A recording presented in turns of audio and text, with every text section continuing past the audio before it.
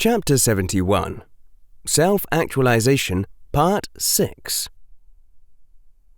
"Well," Daphne whispered, keeping her voice as low as she could, "at least now I don't feel like the only sane person in Hogwarts anymore.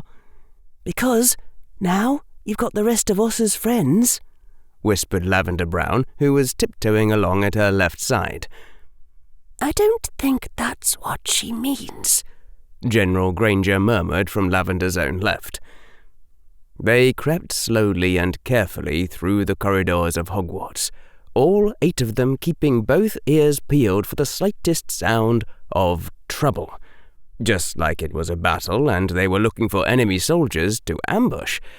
Only, in this case, they were looking for bullies to vanquish and victims to rescue in the span between the end of breakfast time and when Lavender and Parvati had to get to their herbology class. Lavender had argued that if one first-year girl could take down 3 older bullies, then 8 first-year girls ought to be able to outfight 24 older bullies because of multiplication. Judging by her frantic spluttering and waving of hands, General Granger hadn't found this convincing.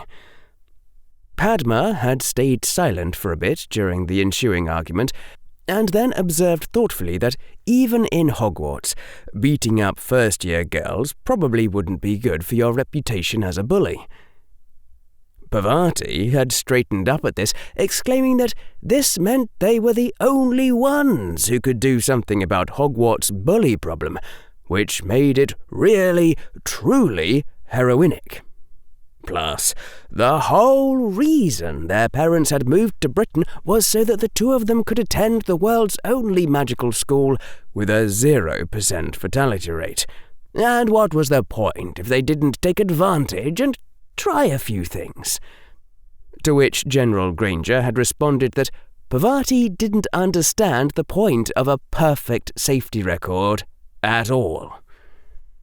Lavender had said that if they were really all friends together and not Hermione's followers, like Professor Quirrell thought, then they should vote on things like this.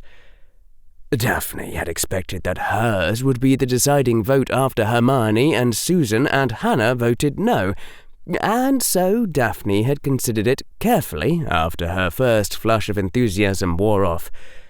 She was a Slytherin after all, and that meant it was her responsibility to keep a watchful eye on their own interests, while they were all running around trying to help people. Her job to figure out how risky it really was, and whether it would be worth it for them, just like Mother would have done in her place. Always looking out for yourself and your friends like that was what real Slytherining was all about. Hannah Abbott, the nervous little Hufflepuff girl, had in a small trembling voice said, "Yes." And now Daphne and Susan and Hermione had to stay with the other 5. They couldn't possibly let the others go off on their own, because no Gryffindor would ever live down hurting the last surviving child of the Bones family, and no Slytherin would dare assault a daughter of the noble and most ancient house of Greengrass. Daphne hoped so anyway. And General Granger, who'd started the whole thing, you didn't even have to ask. The corridors of Hogwarts passed them by one after another, their tense hands never straying far from their wands as stone and wood and ever-burning torches came into vision and then moved past. At one point, they heard footsteps and drew in their breath, hands almost dropping to their wands, but it was just a lone older Ravenclaw who looked at them curiously before sniffing and dropping his head back to his book as he walked on.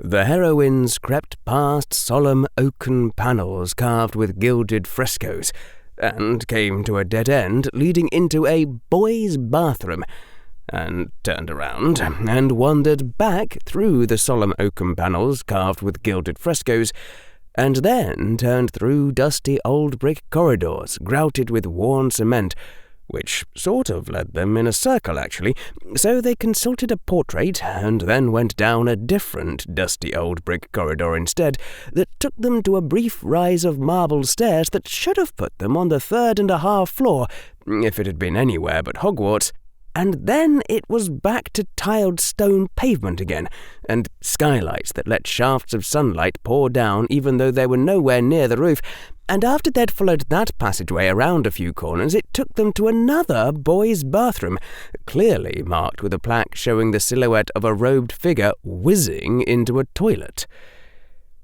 The 8 of them stood before the closed door and stared with a certain amount of weariness. "I'm bored," said Lavender. Padma made a show of taking a pocket watch out of her robes and looking at it. 16 minutes and 30 seconds, she said. "And your record for the longest attention span in Gryffindor." "I don't think this is going to work either," said Susan. "And I'm a Hufflepuff." "You know," Lavender said thoughtfully, "I wonder if maybe what really makes someone a hero is that when they try something like this, something interesting actually happens." "I bet you're right," said Tracy.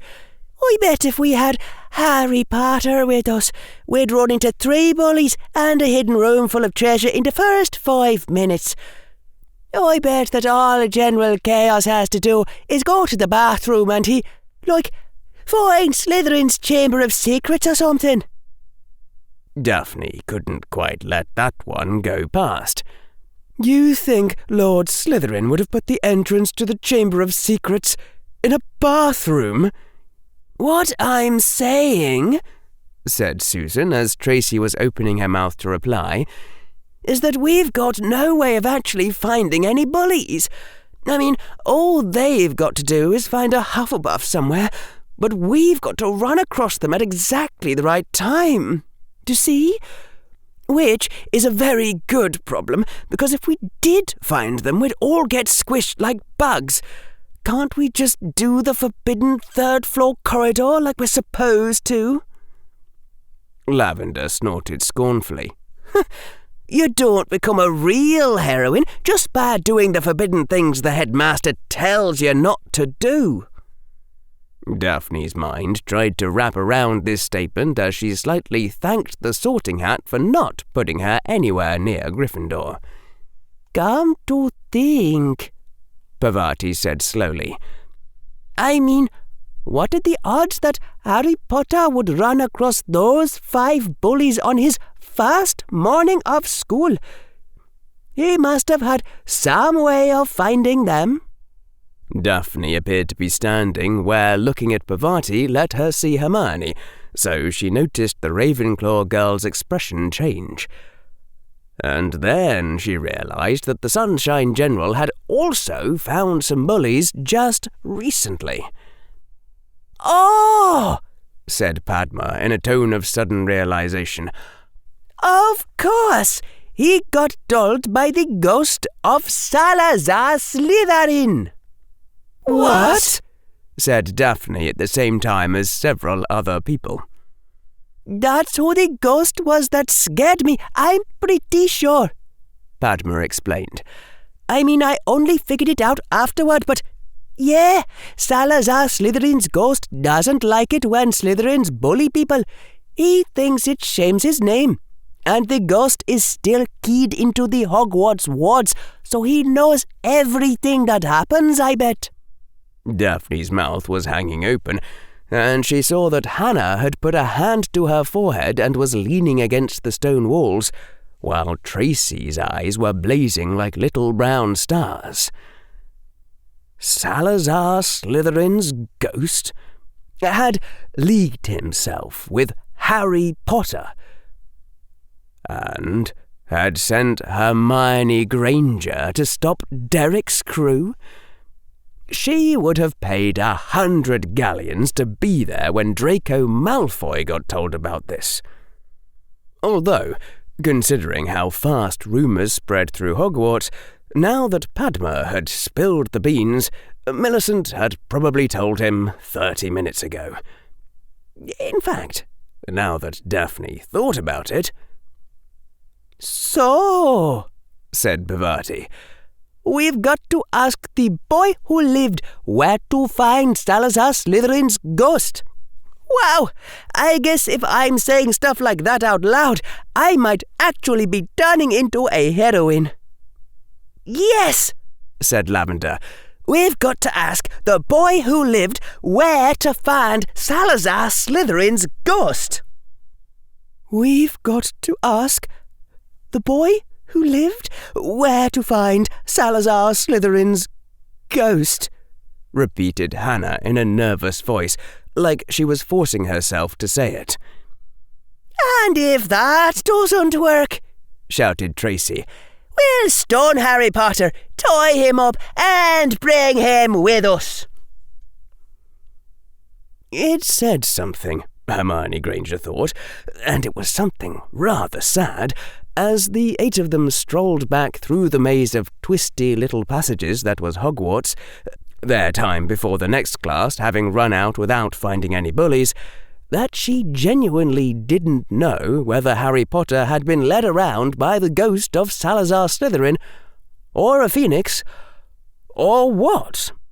And whatever Harry had done, she hoped it didn't work for them. And, most of all, she hoped that the others didn't vote for Tracy's idea of stunning Harry Potter and carting his unconscious body around with them to attract adventures. That couldn't possibly work in real life, or, if it did, she was giving up. Hermione looked from witch to witch, Tracy chatting with Lavender and the others making occasional remarks, and her gaze caught on a girl who was subdued and quiet, the one person whose thoughts right now she couldn't guess at all. Hannah? She said to the girl walking alongside her. Hermione tried to make her voice as gentle as she could. You don't have to answer, but is it okay if I ask why you voted yes on fighting bullies? Hermione had thought she'd made her voice soft, but everyone stopped walking, and Lavender and Tracy halted their conversation and looked at them. Hannah's cheeks were already reddening, and just as Hannah opened her mouth, "It's 'cause she's got more courage than you think, obviously," said Lavender. Hannah paused with her mouth open. She closed her mouth. She swallowed hard and visibly, while her cheeks reddened even further. Then Hannah took a deep breath and said in a small voice, "There's a boy I like." The Hufflepuff girl flinched as she said it, and her head darted around nervously to look at everyone looking at her, while the pause and silence stretched. Okay, Susan said eventually. "I've got 5 boys I like," said Lavender. "Padma and I knew we'd both like the same boys," said Parvati. "So we made a list and flipped a knot to see who got to pick first." "I know who I'm destined to marry," said Tracy. "I don't care what the world says. He's meant to be mine." This made all the other girls look expectantly at Hermione, whose brain had gone ahead and flushed Tracy's last statement entirely so it could focus just on the first thing Hannah had said. Said Hermione. She carefully continued, keeping her voice gentle. "Hannah, the reason why you joined the Society for Promotion of Heroic Equality for Witches was that there's a boy who might like you more if you become a hero." The Hufflepuff girl nodded again, her cheeks reddening even further while she stared down at her own reflection in her black polished shoes. "She likes Neville Longbottom, actually," Daphne said. The Slytherin gave a woeful sigh. "And unfortunately for her, he's going to marry someone else. It's very tragic." This produced a high-pitched eeping sound from Hannah as she went on staring at her feet. Wait, what? Said Lavender. Neville's going to marry someone else? How do you know about this? Who? Daphne just shook her head sadly with a downcast expression. Excuse me? Said Hermione, and then when the others looked at her again, while she tried to organise her thoughts, Hannah, trying to become a hero so that a boy will like you isn't very feminist. It's pronounced feminine, actually, said Padma. And why are you calling Hannah unfeminine? Said Susan. There's nothing unfeminine about wanting to impress a boy. Besides, said Parvati, sounding puzzled, isn't the whole point that we're trying to be heroes even though that isn't feminine? The ensuing discussion would not be remembered by Hermione Granger as one of her most successful forays into the realms of political education. She tried to explain, and then, after the resulting argument, tried to explain again, while the other 7 girls looked at her more and more sceptically. Afterward, Daphne declared, in the imperious tones of the future Lady Greengrass, that if this feminism business meant girls weren't allowed to pursue boys in whichever way they pleased, then feminism could stay in the Muggle lands where it belonged. Lavender suggested that maybe witchism could say that witches got to do anything they wanted, which sounded like more fun than feminism. And finally, Padma closed off further discussion by observing wearily that she didn't see much point in going on arguing since spew wasn't about anything to do with feminism in the first place. It was just about more girls becoming heroes. Hermione had given up at that point. As their charms session that day ended, and the first-year Ravenclaws began shuffling out of the class, Hermione was already wincing to herself. They'd made it to class just barely before the opening gong. They'd had to run right over to their desks and sit down, so there hadn't been time for the awful thing to happen yet. But that just meant that Hermione got to look forward to the coming disaster for the whole class. Sure enough, after Professor Flitwick squeaked his dismissal and everyone rose from their chairs, Harry began walking toward her. And for her own part, Hermione shoved her book into her mokeskin pouch and very quickly walked over to the door and threw it open and headed into the corridors. And, of course, Harry followed her with a surprised look because they had a library session scheduled. Hermione? Harry said as he closed the door behind him. What's wrong? The door flew open behind Harry not a moment after he closed it, almost hitting Harry as he stepped out of the way, and Padma Patil stepped out of the classroom with a dreadful look of determination upon her face. Excuse me, Mr. Potter, came the awful words, the young girl's high voice resounding through the corridor like the gloomy bells of doom. Can I ask you for help with something? Harry's eyebrows drew up, and he said, You can ask, of course. Can you tell us how to talk to Salazar Slytherin's ghost? We want him to tell us where to find bullies, like he tells you. There was a little bit of silence in the corridor outside the classroom. The door opened again, and Sue peered out with an inquiring look. Well, we've got to get to the library, Harry said quite casually, his face looking relaxed. Would you mind following us? And began to walk off in the direction that led to the library on odd-numbered days of the month, and Sue made like she was going to follow, but Harry's face turned toward her for a moment. It wasn't until Harry had rounded a corner that he drew his wand, said in a low, precise voice, Quietus, and then turned to Padma and said, An interesting guess, Miss Patil. Padma looked rather smug then and said, I should have figured it out earlier, really. There was that hiss in the ghost's voice.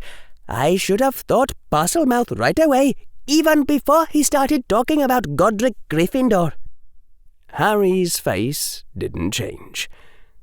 May I ask, Miss Patil, whether you've shared this thought with... She said it in front of everyone in Spew, Hermione said. Harry's eyes had that look they had when he was very rapidly calculating something, and then he said, Hermione, what's the chance that... She said it in front of Lavender and Tracy. Said Padma. Should I not have done that? Wait here, growled Mr. Goyle and went around the corner, and there was the sound of him knocking on Draco Malfoy's private room. There was a bit of a queasy feeling in Tracy's stomach, and she reminded herself again that since Padma had spilled the beans, someone was bound to tell Draco Malfoy, and it might as well be her. And it wasn't as if she owed Harry Potter anything, and a Slytherin had to do what was necessary to achieve her ambitions. She had been collecting ambitions ever since Professor Quirrell told her off, and so far she'd decided that she wanted to own her own Nimbus 2000 broomstick, become super famous, marry Harry Potter, eat chocolate frogs for breakfast every day, and defeat at least 3 Dark Lords, just to show Professor Quirrell who was ordinary. Mr. Malfoy will see you, said the low, menacing voice of Mr. Goyle as he returned. And you'd better hope he doesn't think you're wasting his time. The boy loomed at her briefly and then stepped aside. Tracy added having her own servants to her list of ambitions and entered. The Malfoy private bedroom looked just like Daphne's. She'd been privately hoping for diamond chandeliers or golden frescoes on the walls. She'd never have said it in front of Daphne, but the house of Malfoy was a step up from Greengrass. But it was just a small bedroom like Daphne's, and the only difference was that Malfoy's stuff was decorated in silver snakes instead of emerald plants. As she stepped through the doorway, Draco Malfoy, who was perfectly groomed even inside his own bedroom, rose up from his desk chair to greet her with a small friendly bow, wearing a charming smile, just like she was someone who mattered, which made Tracy so flustered that she forgot everything she'd rehearsed inside her head and just blurted out, "I've got something to tell you." "Yes, Gregory said so," Draco Malfoy said smoothly. "Please, Miss Davis, sit down." He gestured to his own desk chair, even as he sat down on his bed. She felt somewhat light-headed as she carefully sat herself down in Malfoy's own chair, her fingers unthinkingly fiddling with how her dress robes fell across her knees, trying to make them look as elegant and uncreased as Draco Malfoy's. "So, Miss Davis," said Draco Malfoy, "what did you want to tell me?" Tracy hesitated, and then, when Malfoy's face started to look a bit impatient, just stammered it all out. Everything Padma had said about Salazar Slytherin's ghost sending Harry Potter to stop bullies, and also what Daphne had told her about Hermione Granger being in on it. Draco Malfoy's expression didn't change at all as she spoke, not even in the slightest, and it dawned on Tracy with a sickening lurch in her stomach. "You don't believe me," she said. There was a slight pause. "Well," said Draco Malfoy with a smile that wasn't quite as charming as his last one, "I do believe that's what Padma said and what Daphne said, So, thank you anyway, Miss Davis. The boy rose from where he'd been sitting on his bed, and Tracy, not even thinking, rose from the chair. As he escorted her to the door, just as he was about to turn the knob, it occurred to Tracy that, "You didn't ask what I wanted for the information," she said. Draco Malfoy gave her some kind of look. She didn't quite know what it was supposed to mean, and he didn't say anything. "Well, anyway," Tracy said, making an on-the-spot change to her previous plans, "I don't want anything for the information. I was just being friendly." A brief look of surprise crossed Draco Malfoy's face for just an instant before his expression flattened again, and he said, "It's not that easy to become friends with a Malfoy, Miss Davis." Tracy smiled, and meant it. "Well, I'll just go on being friendly then," she said, and left the room with a skip in her step, feeling like a real Slytherin for maybe the first time in her life, and having just decided that Draco Malfoy would be one of her husbands too. After the girl was gone, Gregory came in, shut the door again, and said, "Are you all right, Mr. Malfoy?" Draco said nothing to his servant and friend.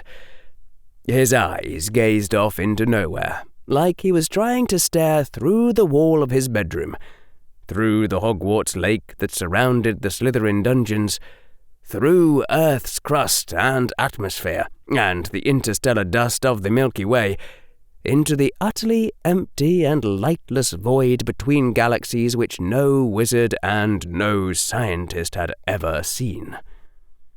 "Mr. Malfoy?" Gregory said, starting to sound a little worried. "I can't believe I believed every word of that," said Draco. Daphne finished her final inch of transfiguration and looked up across the Slytherin common room at where Millicent Bulstrode was still working on her own homework. It was time to come to a decision. If Spew did go around trying to stun bullies, the bullies wouldn't like it. That was certain. And they'd try to do something unpleasant about it, which was also certain. On the other hand, if the bullies got really nasty, then Hermione could ask Harry Potter for help. Or they could pool their combined Quirrell points and ask the defense professor for a favour. No. The thing that Daphne was really worried about was if this business got them in bad with Professor Snape. You didn't want to ever end up on the wrong side of Professor Snape. But since the day she had challenged Neville to a most ancient duel, she'd noticed people looking at her differently. Even the Slytherins who made fun of her were looking at her differently. It was dawning on Daphne that being the daughter of the noble and most ancient house of Greengrass brought in a lot more respect if you were a beautiful heroine born to a most ancient house, and not just a pretty noble girl. It was the difference between having your role played by the lead actress and having your role played by a 2-gallon extra with a screechy laugh. Fighting bullies might not be the best way to become a heroine, but Father had once told her that the trouble with passing up opportunities was that it was habit-forming. If you told yourself you were waiting for a better opportunity next time, why, next time you'd probably tell yourself the same thing. Father had said that most people spent their whole lives waiting for an opportunity that was good enough, and then they died. Father had said that while seizing opportunities would mean that all sorts of things went wrong, it wasn't nearly as bad as being a hopeless lump. Father had said that after she got into the habit of seizing opportunities, then it was time to start being picky about them. On the other hand, Mother had warned her not to take all of Father's advice, and said that Daphne wasn't allowed to ask about Father's 6th year in Hogwarts until she was at least 30 years old. But in the end, Father had gotten Mother to marry him and successfully plotted his way into a most ancient house. So there was that. Millicent Bulstrode finished her homework and began putting her things away. Daphne stood up from her desk and walked over. Millicent swung out her legs from the table and stood up, slinging her book bag over one shoulder, and looked over to where Daphne was approaching. The girl's expression puzzled. "Hey, Millicent," Daphne said as she drew near, making her voice low and excited. "Guess what I figured out today?" "The thing about Salazar Slytherin's ghost helping Granger," said Millicent. "I already heard about that." "No," Daphne said in a hushed whisper. "This is even better." "Really?" Millicent said in an equally low, excited voice. "What is it?" Daphne looked around conspiratorially. "Come to my room and I'll tell you." They went off toward the stairs that led downward. The private rooms were even lower in the lake than the 7th-year dorms. Soon enough, Daphne was sitting in her comfy desk chair and Millicent had bounced over to the edge of her bed. "Quietus," said Daphne. Then they were both seated, and then, instead of putting her wand away inside her robes, Daphne just let her hand fall naturally down to her side, still holding the wand, just in case. "All right," said Millicent. "What is it?" "You know what I figured out?" said Daphne. "I figured out that you get the gossip so fast, you know about things before they actually happen." Daphne had half expected Millicent to turn white and fall over, and she didn't really, but the girl did flinch pretty hard before she started stammering denials. "Don't worry," said Daphne with her sweetest smile. "I won't tell anyone else you're a seer. I mean, we're friends, right?" Rhiann Felthorne, 7th year of Slytherin, was working diligently on yet another 2-foot essay. She was taking everything except divination and muggle studies, and her NEWT year seemed to consist entirely of homework. When her head of house strode up to the table she was working at and barked, "You will come with me, Miss Felthorne," and walked away even as she frantically began putting away her parchment and book and quill. When she caught up with Professor Snape, he was waiting just outside the room and gazing at her with half-lidded eyes that seemed far too intense. And before she could ask what this was about, he spun without a word and stalked off through the hallways, so that she had to scramble to keep up. Their walk took them down a flight of stairs, and then another, below what she'd thought was the lowest level of the Slytherin dungeons, and the corridors began to look older in their appearance, the architecture reverting back in time by centuries into roughened stone held together by crude-looking mortar. She began to wonder if Professor Snape was taking her to the real dungeons that she'd heard rumours of, the true dungeons of Hogwarts that had been sealed off to all but faculty, and if maybe Professor Snape did terrible things down there to innocent, helpless young girls. But that was probably just wishful thinking on her part. They went down another flight of stairs and came out into a room that was no room at all, but an empty rock cavern with a single door, pierced by many dark openings, and lit by a single torch of ancient style that fired as they entered. Professor Snape took out his wand then and began to cast charm after charm, She lost track of how many. And when the potions master was done, he turned back toward her, locked his intense eyes on hers, and said in a level voice, unlike his usual drawl, "You will say nothing to anyone of this matter, Miss Felthorne. Nothing now or ever. If that is acceptable to you, nod. If not, we will turn and go." She nodded, frightened, and with a strange hope dawning in her heart. Well, not exactly her heart.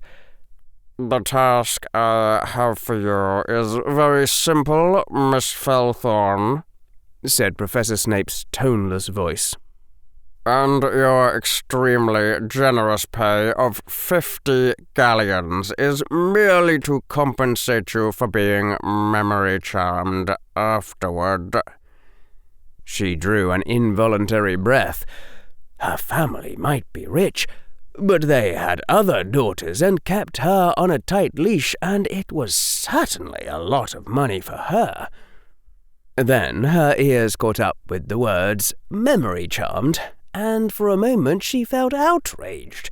There was no point if she couldn't keep the memories. What sort of girl did Professor Snape think she was?